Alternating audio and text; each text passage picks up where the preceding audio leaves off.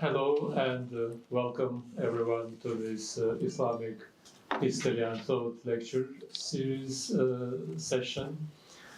Thank you all for joining us today, either in person or online. And it is my pleasure to open this evening. We're having a brilliant panel of speakers today. So I will not take long today. I will just introduce our lecture convener, and he will take it from there. So our guest convener today is Alessandro Colombo. He is senior lecturer in Arabic at the University of Westminster and a visiting researcher at the Institute of Ismaili Studies. He obtained his PhD in Arabic literature from the University of Edinburgh, and his latest book is Zakaria Tamir and the Politics of the Syrian Short Story, Modernity, Gender, and Authoritarianism, which was published by IHTLS. He won the 2023 edition of the Sheikh Hamad Award for Translation and International Understanding for his translation of Zakaria Tamir's Sour Grapes, published by Syracuse University Press. So, I will stop here, and Alessandro, please. Thank you, Orkhan, and the pleasure is all mine to convene, to chair this panel today, which I've had the pleasure to organize. There are a few people I would like to thank beforehand, without whom this event would never have been possible. First and foremost, Orkhan, of course, for helping with all the organization, for coordinating with the guest speakers in the past few weeks.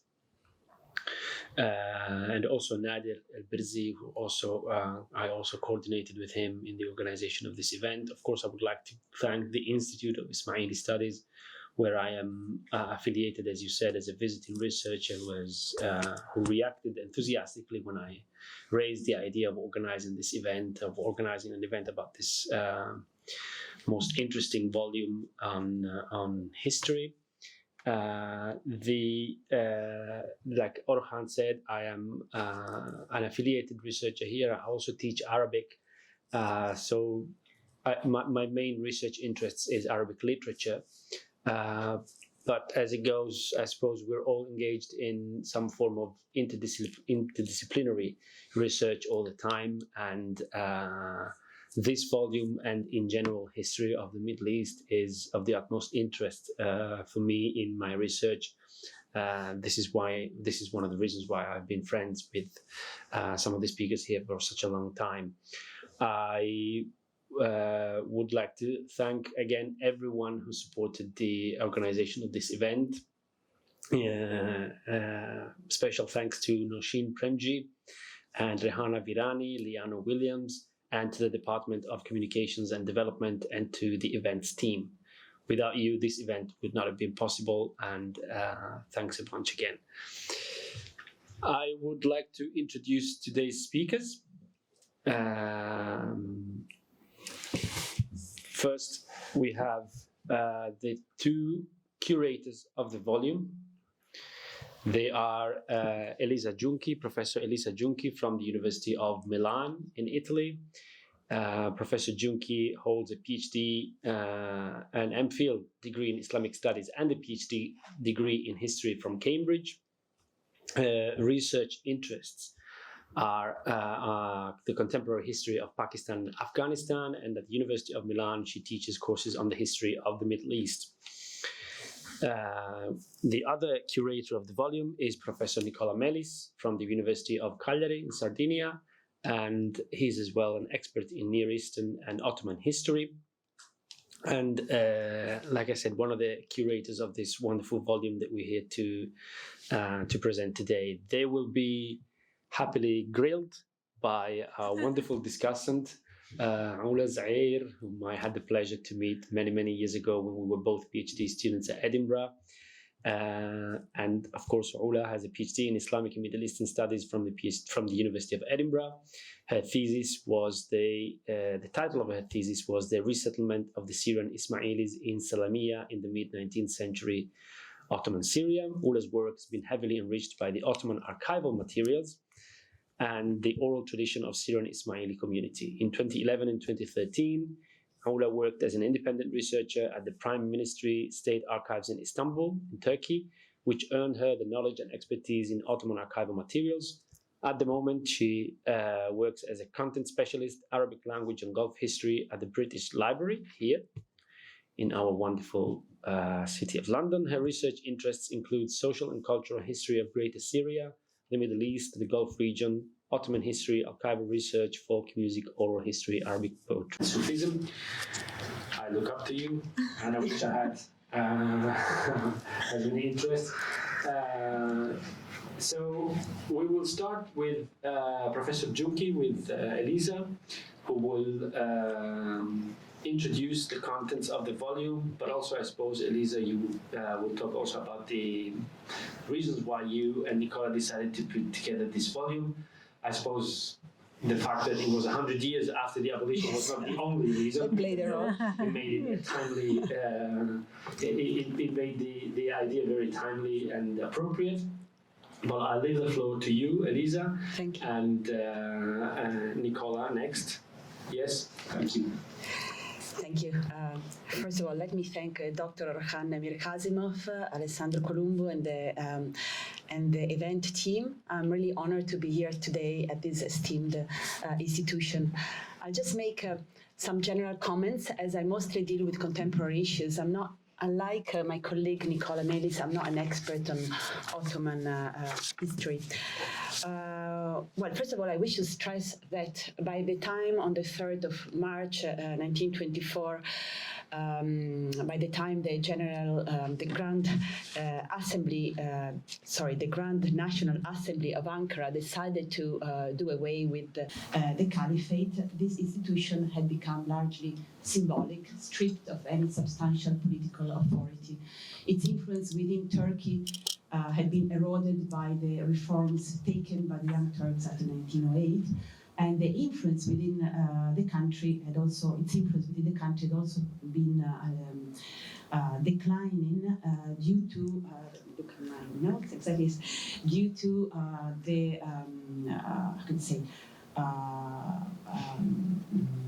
the previous caliph's acceptance of the Treaty of Sèvres and his refusal to support nationalist forces. And yet the caliphate retained its great significance and was seen across the Muslim world as a symbol of unity and glory. So as the centenary of the caliphate approached, Nicola and I decided to explore the heated debates that emerged in response to this watershed moment. We decided to edit a special number of an academic journal, and we then decided to edit this book, The Abolition of the Caliphate. Actually, a number of important works had already addressed this topic, particularly after the emergence of ISIS. So, why publishing yet another book?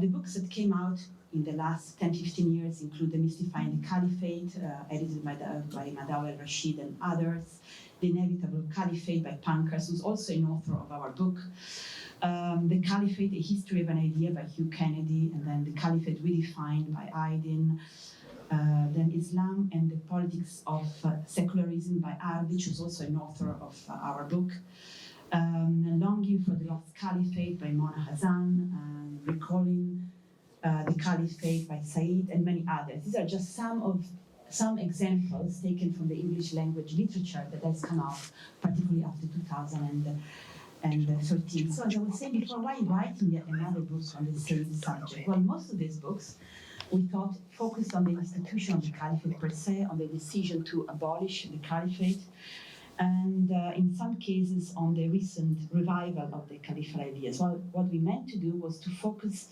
on the debates that sparked that the abolition sparked at the time. The abolition raised, we thought, some important political issues that are still relevant in the current Islamic political discourse, particularly now at the time of turmoil and as we witness attempts to redraw borders and maps to undo existing regimes, to annex and control territory in the Middle East. Let me stress now that in the 1920s, just before and after the caliphate was abolished, the debates were really fragmented and wide-ranging. Key issues included, was the caliphate a religious obligation as prescribed by Sunni political theory? And if so, should it be revived in its late Ottoman form, or should it be reimagined according to earlier experiences, according to the Umayyad, Abbasid, or even Rashidun models? Should the caliphate, if revived, have political and spiritual powers, or should he have only one of the two? What would be the seat of the caliphate? What would be the appropriate procedures for selection and the qualifications for a caliph? And alternatively, should the institution be abandoned altogether as anachronistic and unnecessary? As you can imagine, given that at the time most of Asia and Africa was still under colonial rule, whether directly or indirectly, these debates became entwined with nationalist aspiration and anti-nationalist, anti-colonial struggles. The discussions also took place among Western scholars, and I remember here Arnold, for example, who wrote in 1925 a book on the caliphate, and also the Italian scholar Nallino, who wrote in 1919 and then later on in 1924 extensively on the issue of the caliphate, basically accusing the Ottoman Caliphate of being a sort of pseudo-illegitimate caliphate. Our book focuses on Turkey and on former Ottoman territories, but it's important to stress that important contribution to the debate on the caliphate also originated in regions that were never under Ottoman rule. And indeed, as you may know, while public responses in Turkey and in the Arab world were limited and short-lived, mass mobilization in defense of the caliphate occurred in British India, where the Khilafat movement intersected with the Gandhi's non-cooperation movement, and included both Sunnis and Shias, as well as Hindus. And notably, and probably everybody is aware of it, two prominent Indian Shia figures, Sayyid Amir Ali and Khan III, addressed a letter to Turkish Prime Minister Ismet Pasha in November 1923, urging the caliphate, the preservation of the caliphate. This letter was written in English and it was published in some Turkish newspapers before it even reached the Prime Minister. And it was used as a pretext to abolish the caliphate. Mustafa Kemal declared on the occasion, it is of the utmost importance to elevate the Islamic faith by ensuring that it wouldn't become a political tool. So basically religion was used to justify the abolition of a time-honored religious institution.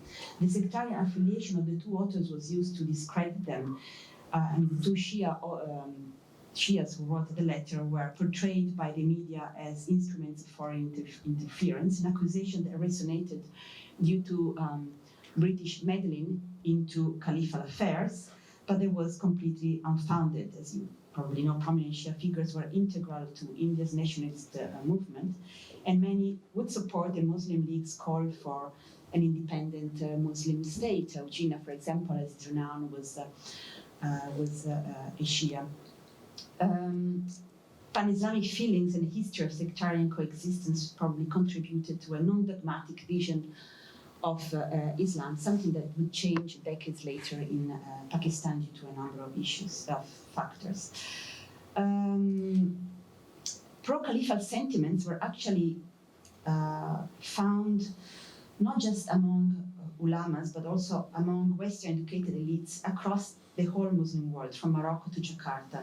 And in Kabul, for example, King Amanullah, who had recently secured Afghanistan's full independence, embodied constitutionalist, reformist, and pan-Islamic ideals, and was viewed by some as an ideal candidate, by some in the Indo-Afghan Indian region as an ideal candidate for the post of caliph. And among those who aspired to the title, there were also others, the ex-Sharif Hussein, Fouad and Farouk of Egypt, Sultan Youssef of Morocco, and others. Yet no consensus emerged on the ideal caliphate for many reasons. Hussein was compromised by his role in dismantling the Ottoman Empire. Ibn Saud's religious deals was disliked by many outside of the Arabian Peninsula. Egypt remained under British control, and Amanullah, after all, was the ruler of a poor peripheral state on the top of being non-Arabic. And various conferences and congresses convened between 1925 and 1931 in Cairo, Mecca, and Jerusalem proved equally inconclusive. This, by the way, is a subject that is discussed by Nicola in his chapter in the book, and contributed to a very fragmented debate. There were also some, as I mentioned before, that viewed the dissolution of the caliphate as legitimate, and others who, like Rashid Rida, who thought it should be revived, but in a completely new way, taking into consideration new sensibilities about people's sovereignty and the need to combine people's sovereignty with the concept of divine sovereignty.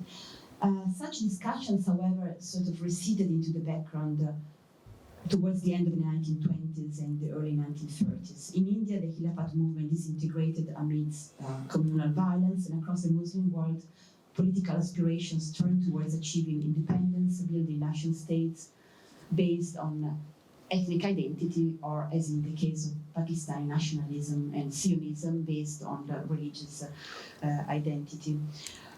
Most nationalist elites following Turkey's model argued that religion should be relegated to the private sphere, and some, such as mostly Hassan al-Banna and Said Abullah Maududi, thought that the nation state should be Islamized, either through grassroots mobilization or top-down transformation.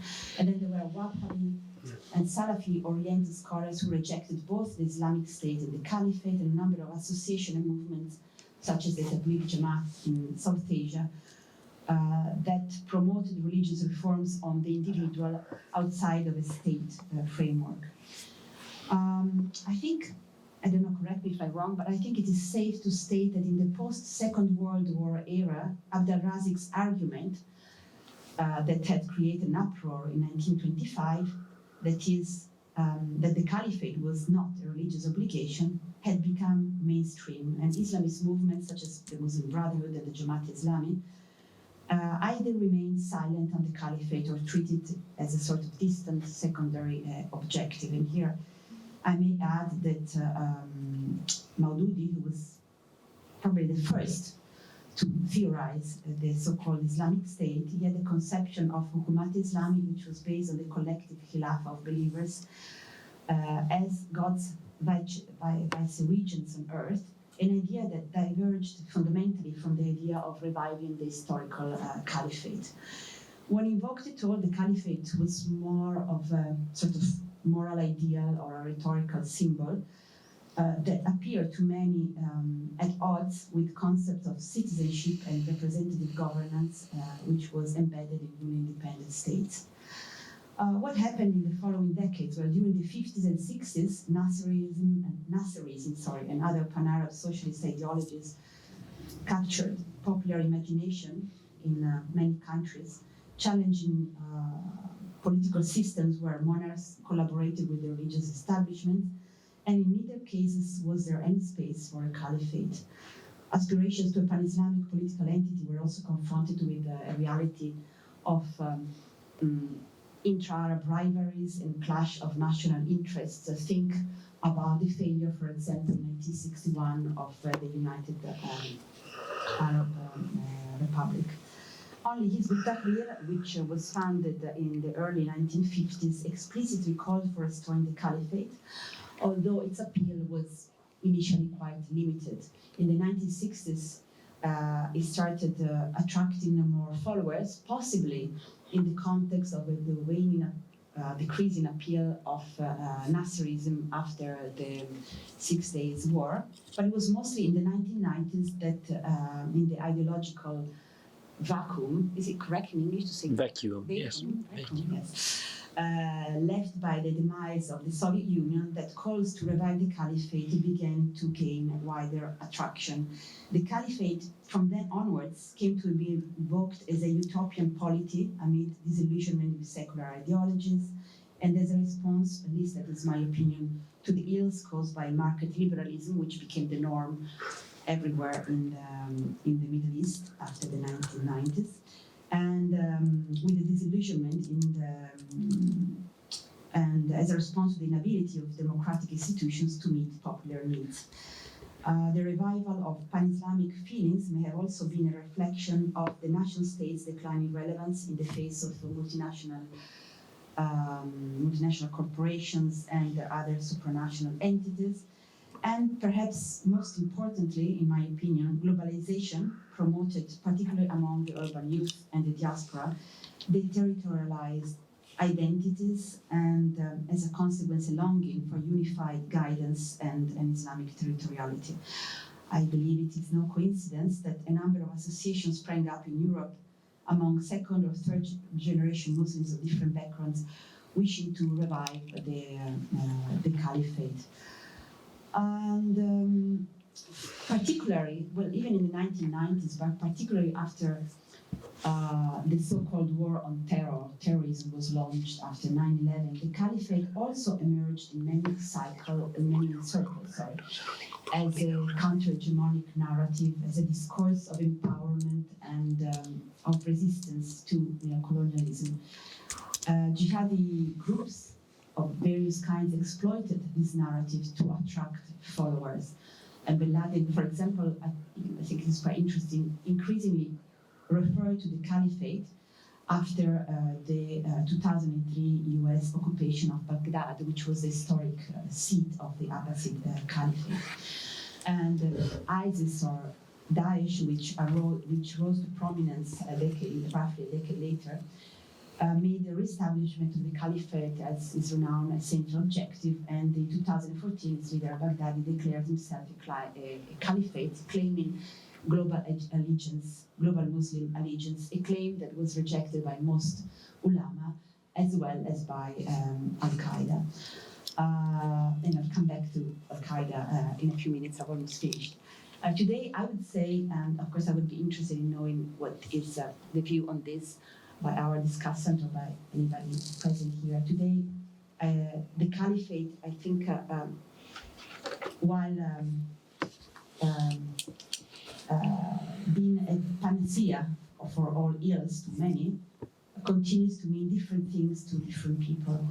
And although it conjures negative images in the West, it must be stressed that quite often those who are calling to reinstate the caliphate are also those who are calling for greater democracy and individual political rights, or for Sharia to limit arbitrary or coercive state powers. There are a number of surveys indicating that calls to reinstate the caliphate come together usually with the calls also for a more democratic states, which might seem counterintuitive to many in the West.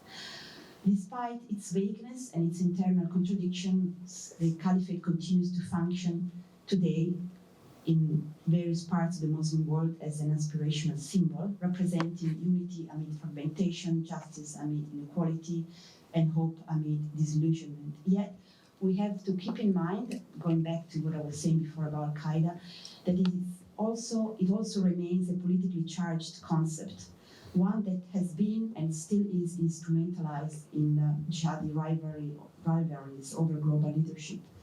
When al-Baghdadi proclaimed himself a caliph, al-Zawahiri pledged allegiance to Mullah Akhtar Mansur, the newly appointed Taliban leader, after the death of Mullah Omar, despite the fact, I mean, it seems strange to somebody who knows about the Taliban and Afghan history, because the Taliban actually did retain and still retains today ambitions that are primarily regional in nature, in contrast to their Pakistani offshoot, the TTP, and in contrast to ISK, the Khorasan branch of the Islamic State, which is based in eastern Afghanistan. And also, but I won't go into details, maybe we can go back to this later on, the issue of the caliphate is sometimes used to discredit or to attack religious minorities. For example, in Pakistan, starting from the 1990s, there have been groups such as I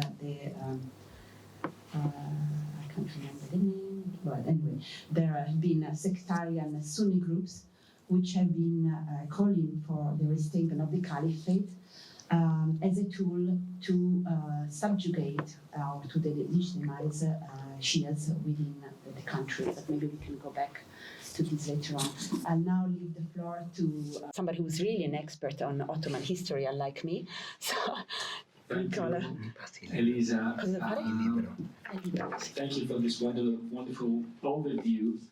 I think for anyone who's not necessarily into Ottoman history or into the caliphate as a concept will have certainly understood, and I am one of them, I suppose, that 100 years later this concept is still much very relevant and sometimes instrumentalized, as you rightly said, but definitely a concept that still resonates. It's not conceived, it's not perceived as an outdated concept as it might be the impression in Europe, I suppose, where caliphate may sound as something from the Middle Ages or something like that. Thank you very much. Thank you.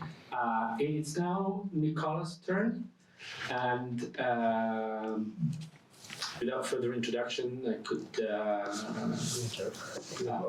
yes, I've already introduced you, and I'll say it again. Nicola is a professor in history of the Middle East at the University of Cagliari in Sardinia. So the floor is yours, Nicola. Thank you very much. Hi, everyone. Let me warmly thank Orkhan Mir-Kasimov, the Institute of Ismaili Studies and its director, for hosting us. Thank you very much. I am also profoundly grateful to Alessandro Colombo, who not only conceived this initiative, but also brought us into dialogue, and to Una Zeir, who kindly accepted the challenging task of serving as our discussant today. Thank you very much. It's a pleasure to speak directly after Elisa Giunchi. Her introduction today offers an indispensable framework. Rather than repeat her observation, I will pick up on a few key threads and build outward for them. Okay. Abolishing the Ottoman Caliphate in 1924 was not simply a Turkish affair or the conclusion of a dynastic institution or what else. More profoundly, a symbolic rupture reshaped the Muslim world's political, legal, and ideological imagination. In this new post-Ottoman context, pan-Islamic unity, religious authority, and Muslim sovereignty became pressing in regionally specific and globally entangled ways. What we tried to do with our volume particularly was to explore these debates on multiple levels, that is, state-based, regional, transnational, and global. This is very important. And I will try to demonstrate talking about the single contributions. For example, the chapter by Yasemin Türkan Tunalı, the pamphlet battle of deputy Hojas, the Caliphate versus the Grand National Assembly. As you know, it's more focused on a domestic issue. Okay. Yasemin Tunalı challenges the notion of a clean break between Ottoman and Republican Turkey. She shows how early Republican elites, while promoting secularism, still negotiated with pan-Islamic legacies, especially in their efforts to shape Turkey's international posture and manage domestic contestation. So, really, there is the domestic policy dimension. But, for example, if we take into account Fatima Twilili's chapter that is titled Fatima Azrahe Twilila, debating the future of the French colonial empire on the eve of the Ottoman Caliphate. With this contribution, we moved to North Africa, where pan-Islamism emerged as a discourse of anti-colonial resistance and cultural renewal. Tunisian and Algerian intellectuals drew selectively on Ottoman references and Islamic idioms to construct a politics of dignity and self-determination against especially French colonial empire affairs. But for example, Reza Pankhurst's writing about the caliphate and absent authority is really based on, let's say, traditional Islamic studies, okay? And for example, Federico Cresti, Pan-Islamism and Defense of the Ottoman Caliphate in some writings of Suleiman al-Baruni, looks back at the Ottoman period and highlights how the empire experimented with pan-Islamism as a form of ideological cohesion and a diplomatic instrument. His work draws attention to these ideas, flexible and often contested reception across local contexts like Syria, Libya, and beyond. But if we have a look to Suleiman Baruni's background, he was a Berber, Ibadi. He was a member of the Ottoman Parliament, and at least in phases of his life, he was really pan-Islamist, a supporter of the Ottoman Caliph. Okay, this is really the pan-Islamic unity under the Ottoman flag. So it is really a question of that time. And maybe I can talk about my chapter, as Elisa said. My chapter attempts to expand the scope further by looking at pan-Islamism as a global phenomenon in the aftermath of the Ottoman collapse. Rather than limiting the analysis to one national case, I focus on several post-Ottoman and post-colonial and colonial contexts: Egypt, Morocco, the Hijaz, British India, and others, where pan-Islamic discourses became a tool of domestic policy. Let's think at Egyptian situation, or Morocco. Morocco was under French dominion, but the Moroccan Sultan had problems with Abd al-Krim in the Rif region.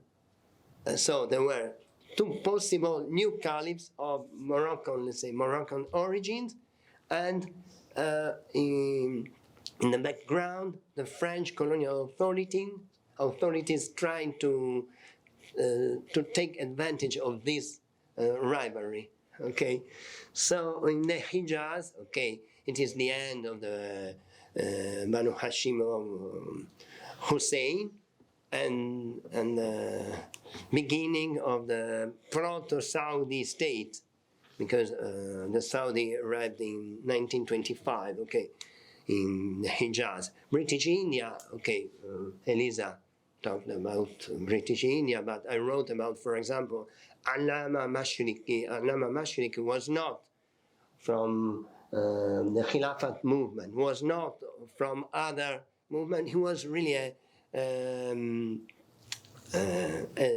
autonomous thinker from India as well, and others. So I tried to stress the domestic policy, the religious legitimation, and resistance. So when you talk about the question of the Ottoman Caliphate, there are different levels. First, as I said, domestic. Secondly, the really traditional Islamic level, meaning fiqh, kalam, theological, but not only juridical, and tasawwuf as well. And unfortunately, this volume, maybe you already said that we expected to have much more contributions, and some of them were left. For example, the contributions about the point of view of tasawwuf, let's say, and another from the Persian point of view. And in the end, they didn't arrive at these contributions. So, Edit a new one. yeah, inshallah. So other levels, international relations, on the level of international relations, geopolitics, and global and pan-Islamic issues. So different levels. So it's a nonsense to read the question just from the point of view of traditional religious studies, as Abu Khalid Abul Fadl wrote. Okay, the analysis of ulama and so on, fuqaha and so on, it's very interesting. But you can't consider the point of view of fuqaha as the point of view of civil society, of different levels. So we should take into account these different levels. So if not, it's a nonsense, because they are talking about Ibn Taymiyyah's view, and she's talking about the point of view of Egyptian ulama thinking of the possible Egyptian king as a caliph. It's different levels, of course. As I said, Khilafat movement, okay. In each case, pan-Islamism adapts to local realities and functions as a language through which political projects can be framed, contested, and reimagined. Equally important is how colonial and imperial powers responded to these developments. The British and the French viewed pan-Islamism as both a threat, Italian as well, Nallino, Barthold, and so on. Scholars, you mean? Scholars, they are scholars. They consider this idea of a pan-Islamic caliphate as a threat. But of course, they were not if they were honest, saying using the traditional Islamic discourse in a geopolitical situation. I mean, it's a nonsense to say the Ottoman Caliphate is not a true caliphate because Al-Mawardi said you should be Quraysh. Okay, and you, Nallino, are saying to the most important Ottoman ulama that they are wrong. It sounds crazy now, I mean. But I suppose, Nicola, I'm sorry to interfere here, but I suppose there was a European tendency to kind of impose certain opinions even above the authorities of the Ottoman Empire. Yeah. Correct me if I'm wrong. Orientalism, yes. Orientalism in the service of imperialism, of course, no doubt about that. And this brings us to a deeper question that threads through the volume. Was the caliphate even really essential to the Ummah? It's important. As scholars like Khalid Abu al-Fadl, I already quoted, and Aziz al-Azma have argued classical Islamic thought offers no single binding doctrine on the caliphate. Ibn Taymiyyah, very important scholars, writing in the 14th century, clearly stated that justice and good governance could and should be pursued even without a universal caliph. So not me or Nallino, but Ibn Taymiyyah in person. For him, political authority was about function, not form. Okay? Only in the late 18th century, especially in the last quarter of the 19th, to be correct, did the idea of the caliphate gain new urgency. Okay? Especially under Sultan Abdul Hamid II, that is from 1876. the Ottoman state deployed the caliphate as an instrument of imperial cohesion and international influence. This caliphate was not theologically necessary, but geopolitical strategic, a tool to consolidate internal Muslim loyalty and counter European imperialism. To sum up all the content of the book. At the same time, the caliphate's symbolic power grew far beyond Ottoman borders. As we said, the Ali brothers in India, Maulana, Azad, and others used it for anti-colonial politics in India. In the end, even Mahatma Gandhi became a supporter of the Ottoman Caliph. Yet even in this context, the caliphate served more as a unifying emblem than a governance program.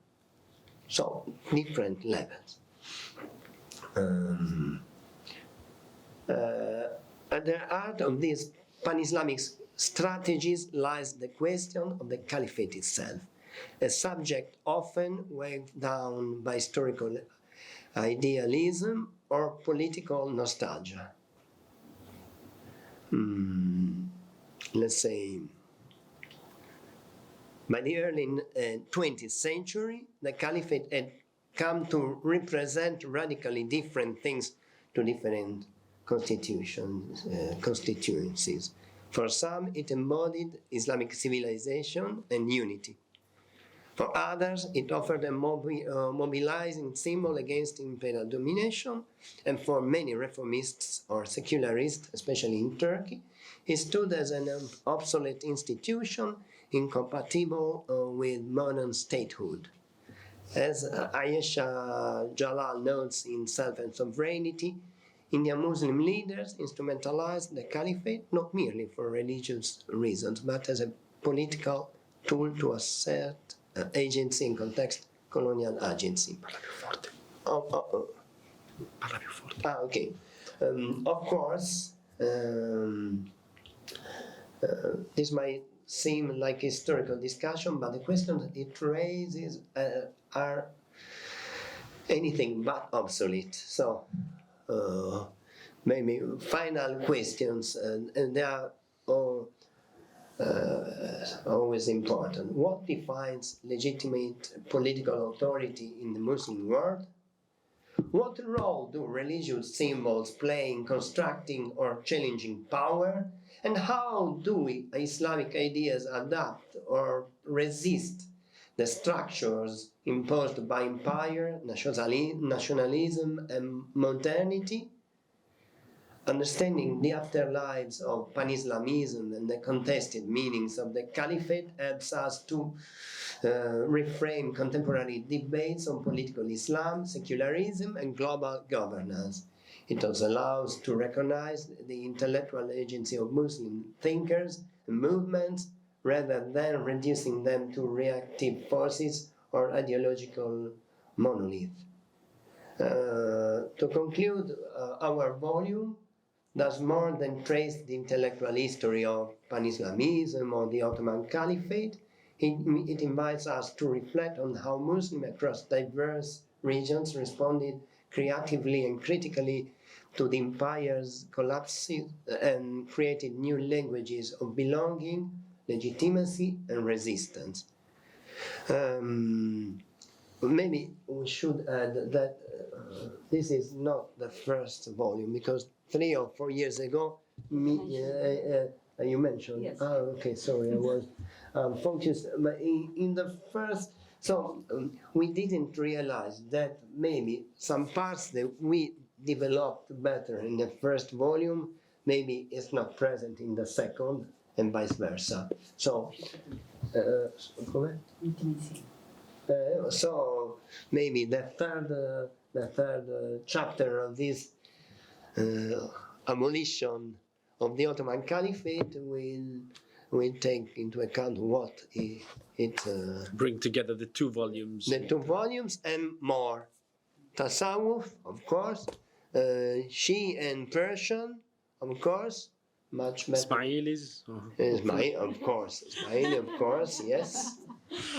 Okay, maybe I can stop here. Yeah. I'm available for any. Thank you, Nicola. I think you've had fun, you and Elisa, so far. It's time for you to get grilled by our wonderful discussant, Ola, who has prepared her questions and observations. So over to you, Ola. تفضل.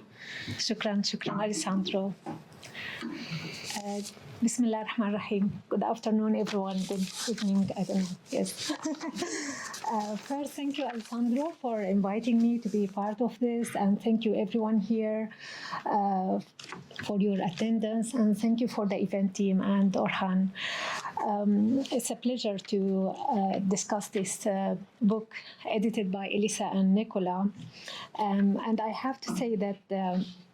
As a discussant, of course, I had to read the whole book, but I didn't feel that of course I read it, but slowly when I was reading, I'm just like, no, I'm really genuinely drawn into this book and to the discussion inside it, and what the scholars brought of questions, of discussion, and the way they analyze the question, the many question of the book.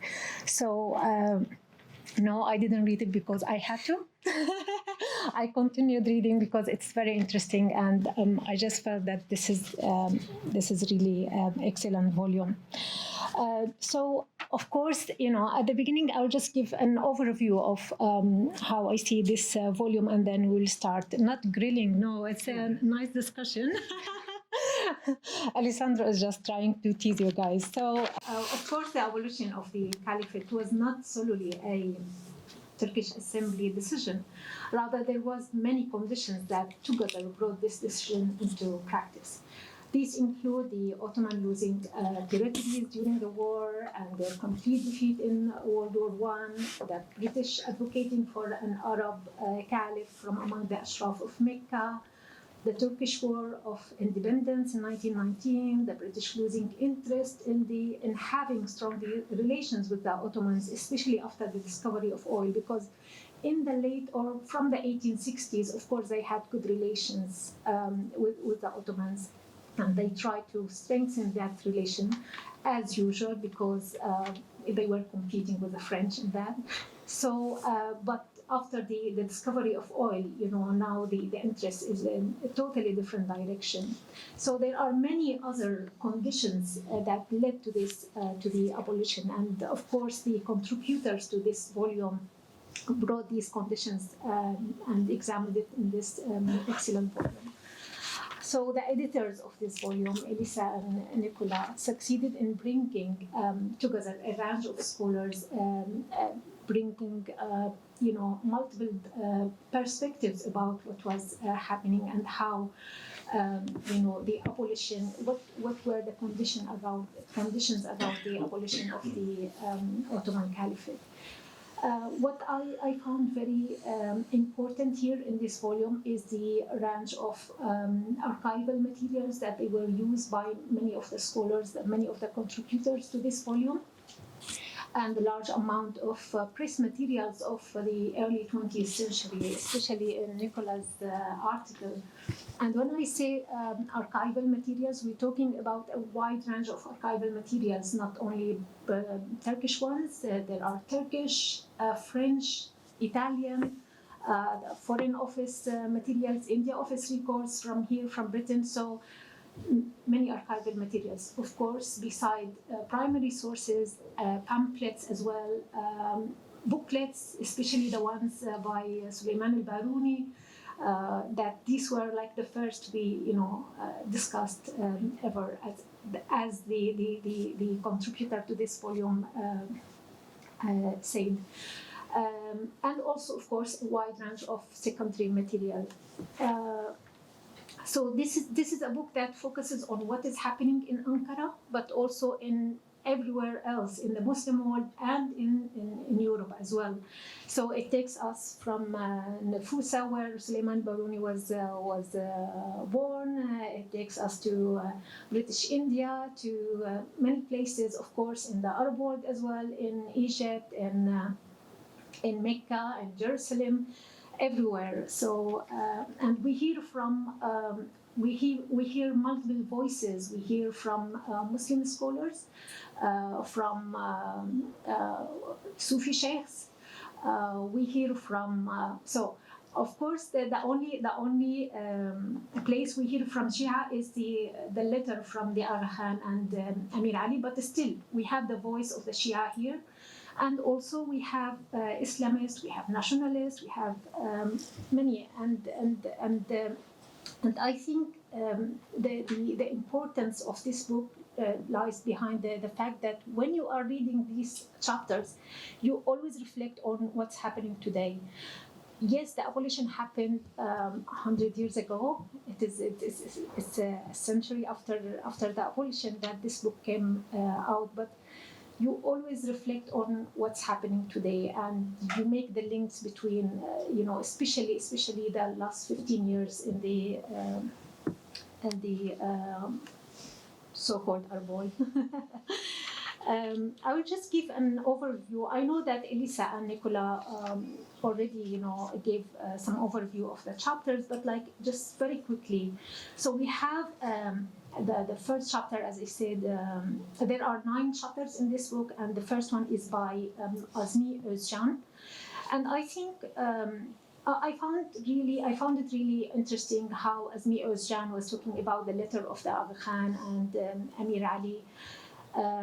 But I thought that it really lacks the discussion of how important it is that these are Shia voices.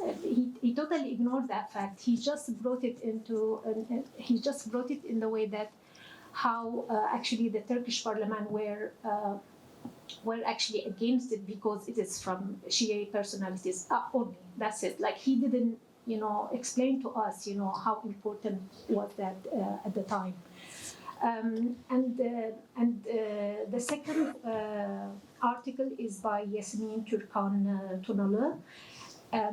Yasemin, in her article, she brings Nicola talked already about the article, but I think it's important to mention that these hojas that they were bringing the pamphlets inside the parliament and distributing them first with Hoja Shukru, who is pro-caliphate, of course, and he totally refused what's happening. And then you have the counter pamphlets also from Hojas. So these are religious, they have religious backgrounds.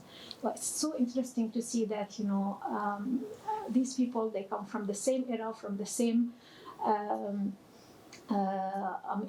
schooling, and still they have all these different opinions, which was very interesting.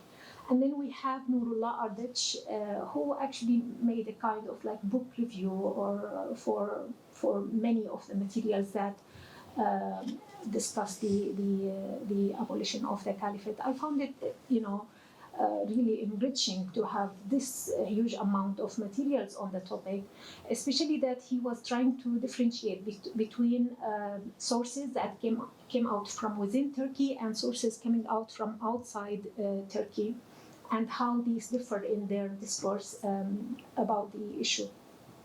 And then we have Reza Bankhurst, who goes back to the root of the caliphate, where it started. He goes back to the time of Prophet Muhammad ﷺ, and he talks about how it started with Abu Bakr and how the caliphate with Abu Bakr differed from the next one when it started with Omar. So he gives different naming of the way the caliphate was passed from one person to another until it continued with Bani Umayyah, of course, and now we have a totally different type of caliphate. There is no shura, there is no discussion around it. It's just the caliph is appointing his son, and then we have Martin van.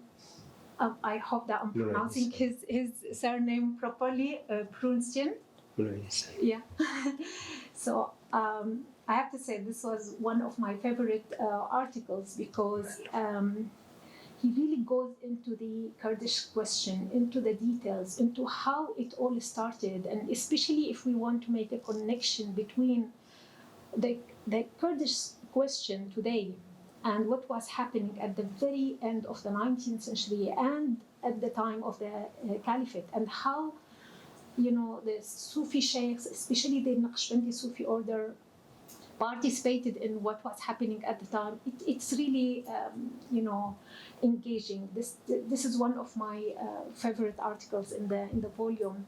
And then we have Federico Crest, who brought some booklets by Al-Baruni, and he said that this is the first time these booklets are discussed. It's very interesting how he goes around, to trace Al-Baruni's shift actually in the way he, in his discourse towards, the Caliphate, towards the unity of Muslims. And I found it very interesting, the question that Al-Baruni asked, and Federico brought it in his discussion about the fact that when Sultan Mehmed the Conqueror, he captured Istanbul, that he captured it in the name of all Muslims, not in the name of Turkish people. So I found it interesting and engaging to ask this question really, and how such question was discussed at the Turkish parliament at the time. So, I found it really interesting as well. And then we have Nicola, who brought brought to us to discussion the pan-Islamic congresses that happened after the abolition of the Caliphate.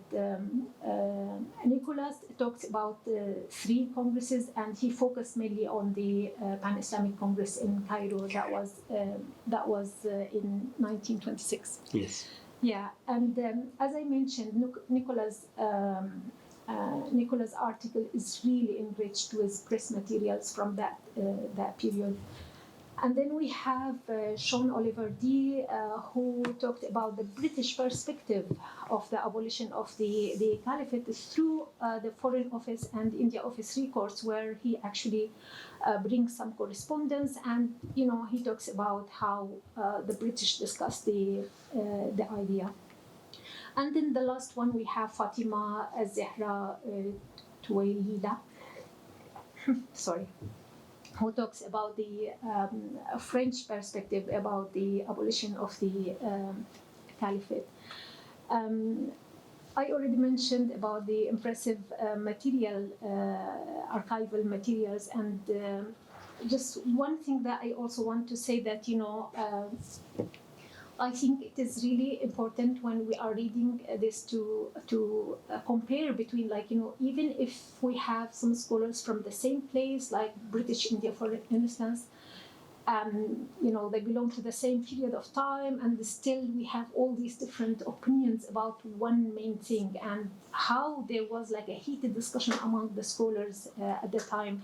I'll give you one example, and I found it really interesting how the way Muhammad Iqbal, for instance, he accepted the decision of the assembly, saying that this is a form of ijtihad. So for him, it was, that these people, they just, took a decision on, taking it as a form of ijtihad. So it is a valid decision. Whereas, as I mentioned before, Sulaiman al-Baruni, totally, refused it. And as I mentioned, he gave the example of Sultan Mehmed and, the way he captured Istanbul. Really, that's it. I have some questions now. But before I finish, I just want to say that it's important to mention the beautiful book cover that is in green and with the floral motifs that is very unique for Ottoman manuscripts and textiles and ceramic. I love.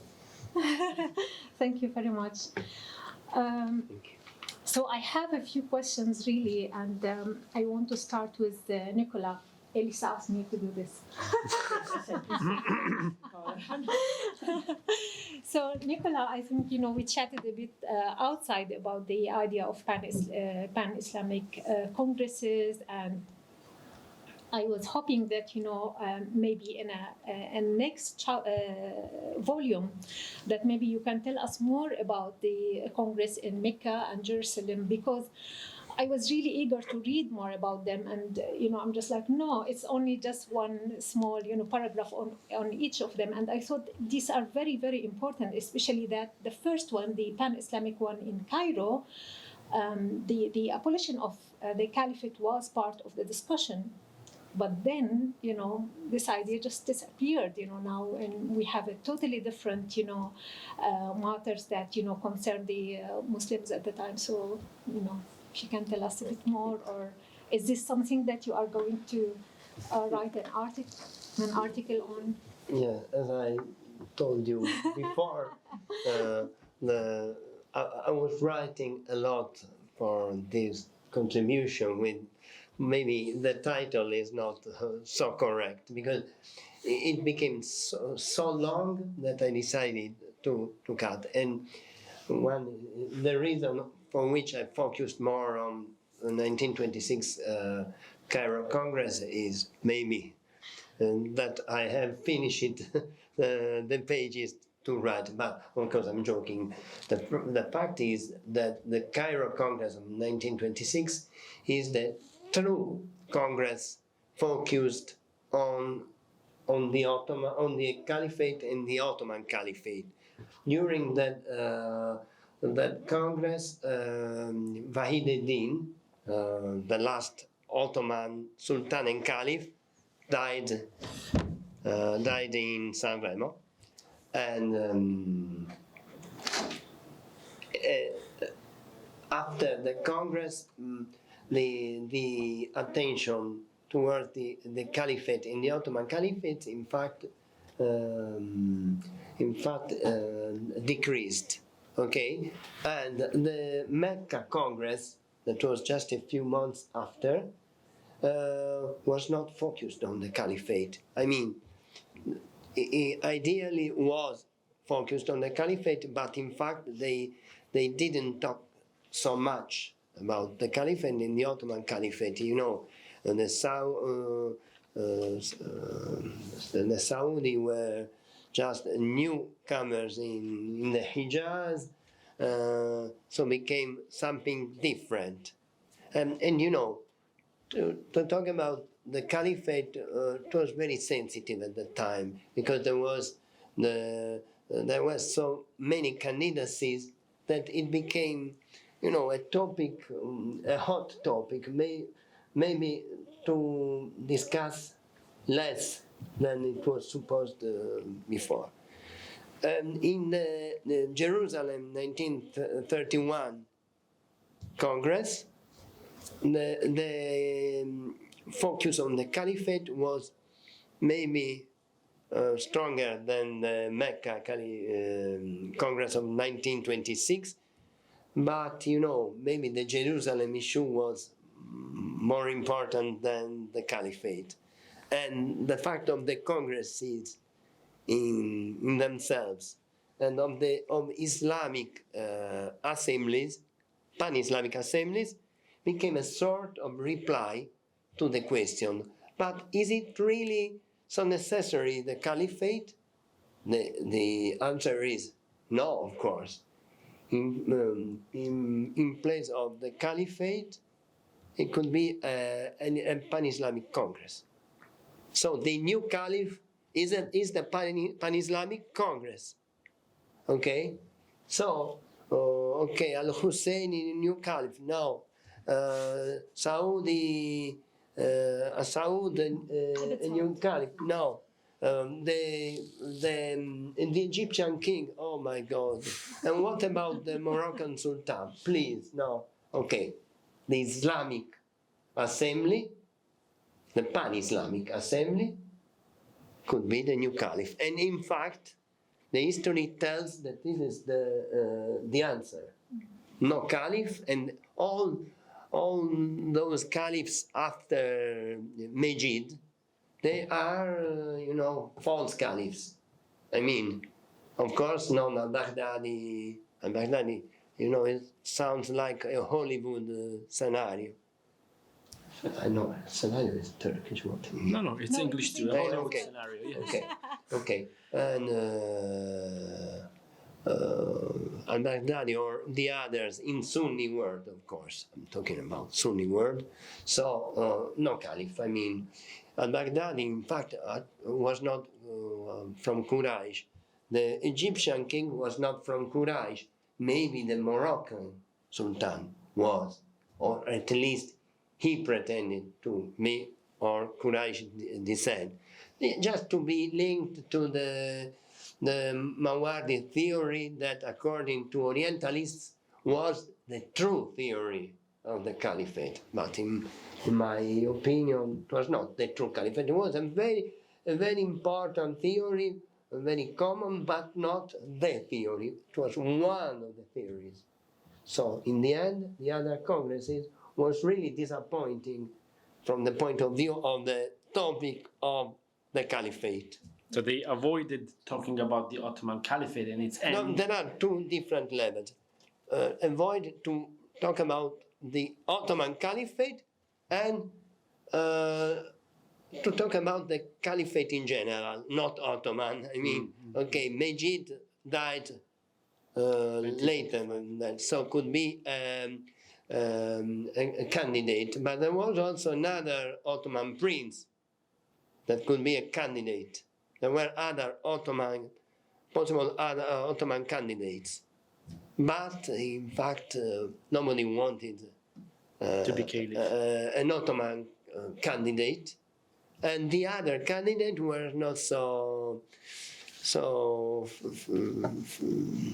attractive, let's say. Feeling, okay. Okay, so I don't know if I No, replied to your I like question. the fact that you considered actually that the pan-Islamic Assembly is itself the caliphate now. Yes, it's, I mean, it's the a response yes. to the caliphate. The modern response to the theory of the caliphate is the Islamic Assembly. Yeah. I mean, I don't know if I've been clear.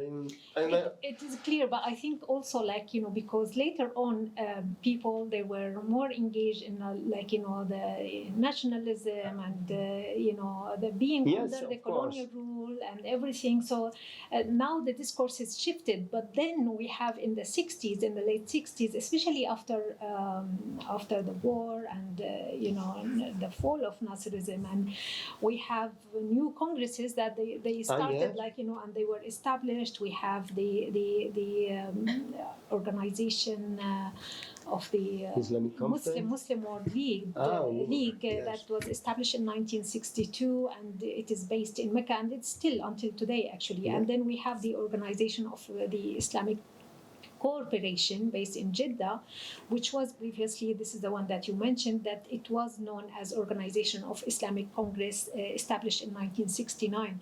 And I think really that these kind of congresses, it's really like to answer the need for Muslims to be under one thing that unite them together, that they can discuss Muslim related issues. What do you think? Yeah, possible. But in fact, I liked a lot what Jamil Aydin wrote about the idea of Muslim unity. That if you consider from an ethical point of view, that's good. But if you think of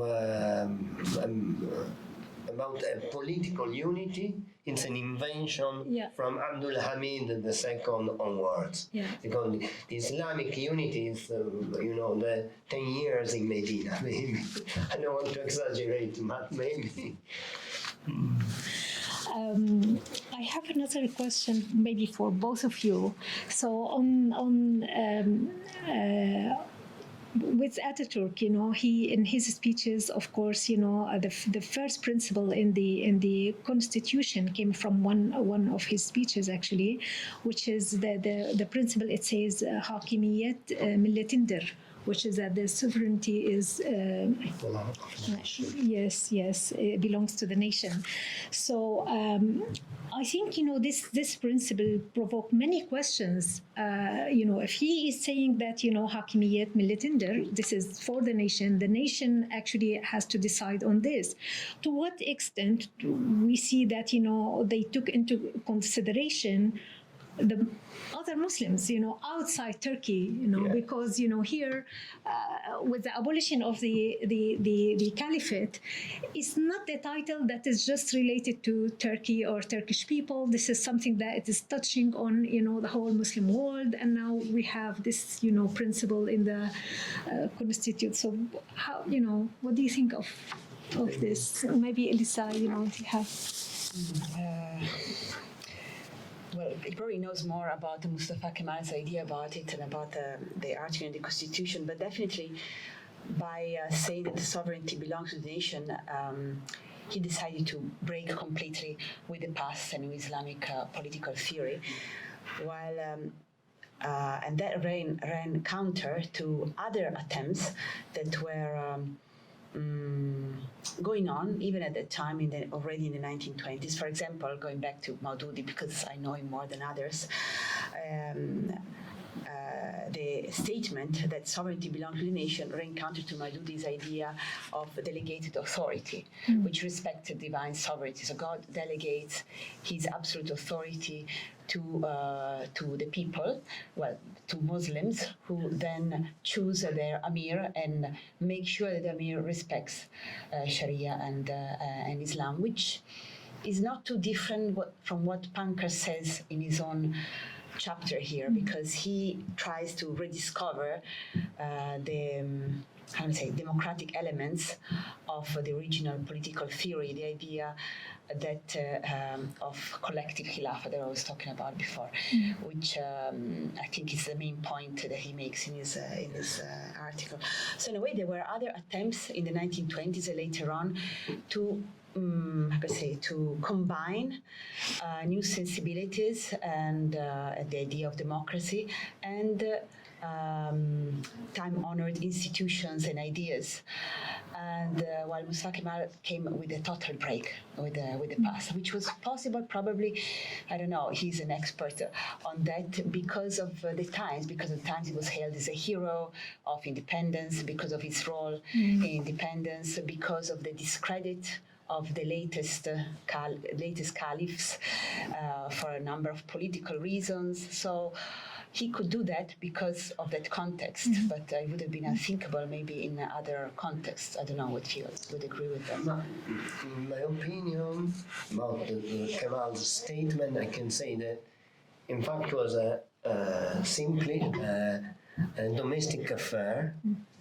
A domestic affair, and the new Turkish Republic was born with a very strong paranoia. And this idea was the possibility to cut off all the foreign intrusions, foreign Islamic intrusion in the new state policy. In my opinion, it's just that. For Kemal, I don't want any intruders here. And to cut off, it means to... Ula, if you agree with me, we have a few questions from our online audience. We have quite an audience online on Zoom, and some of them have questions. If you have more, we can go on and then we can ask them.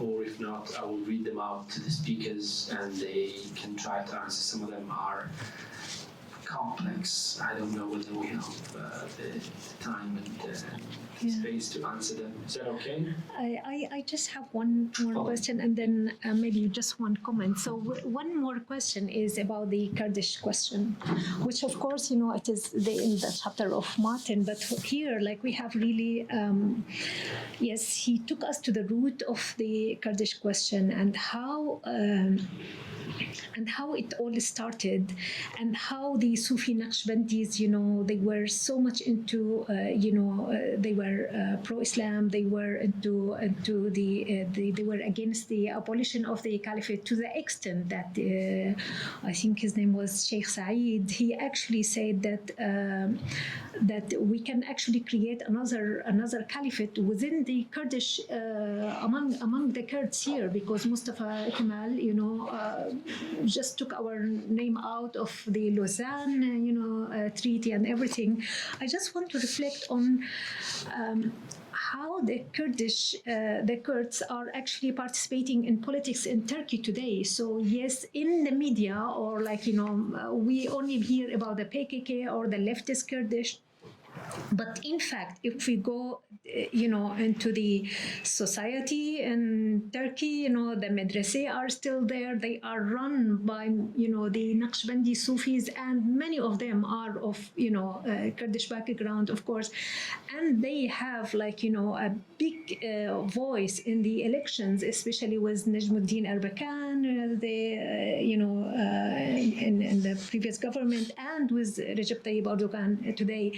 So, and this is not really as I said, when we talk about a Kurdish question, the focus is only on the leftist and the PKK, where, the other Kurds are mostly ignored, and their participation in the political life. Do you have any comment on this? Or Elisa? I don't know about position. Okay, Sheikh Said it's considered one of the most important moments of the beginning of Kurdish nationalism. In fact, the debate is open because Sheikh Said, maybe it was just a Kurdish local Sufi sheikh. So it was a Kurdish revolt or a Sufi Islamic revolt. Maybe it was a Sufi Islamic revolt, and the Naqshbandiya was very important. Caliphate, it doesn't sound, it's too left, the opposition is too leftist to have an idea of a Kurdish caliphate. Maybe it's a question of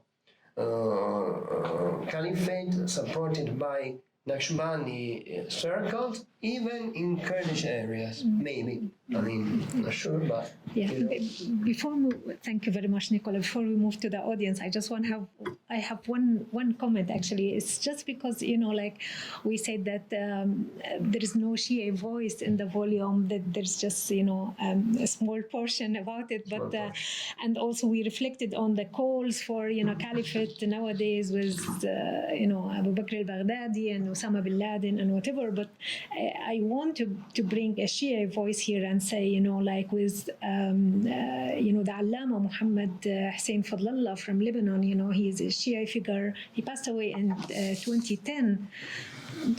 Good for him. He is lucky he didn't see what's happening in the region after that.